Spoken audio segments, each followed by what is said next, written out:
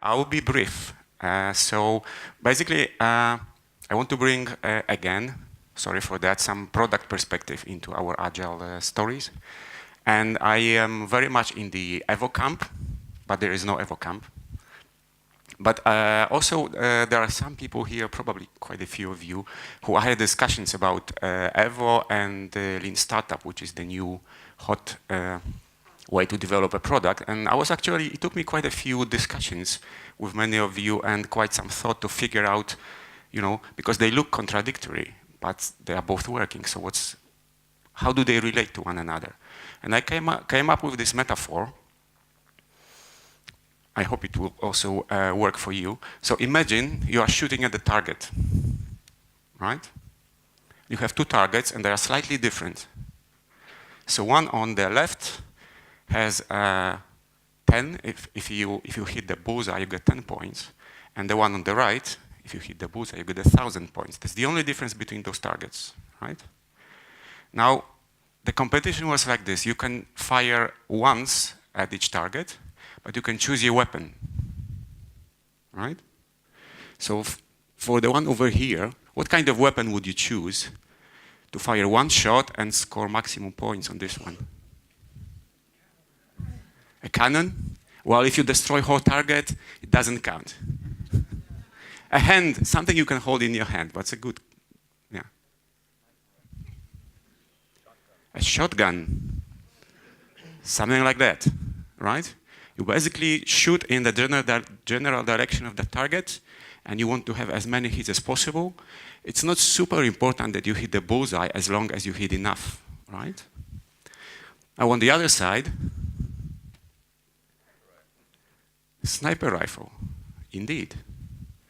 And that's how at least I, completely subjectively, see those two methods of getting basically to getting your product design or idea, right?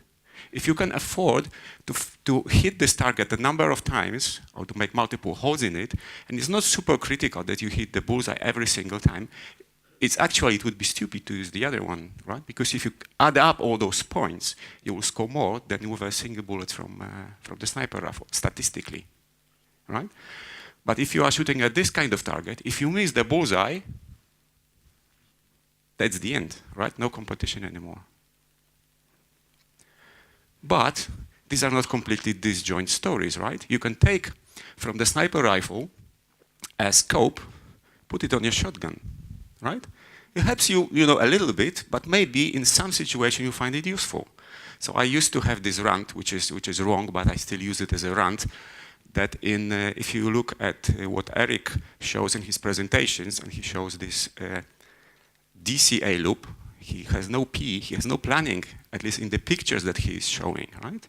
So maybe you could take something from Tom Gilp, apply it to planning, and just improve how the Lean Startup works for you. But there is more. There is middle ground as well.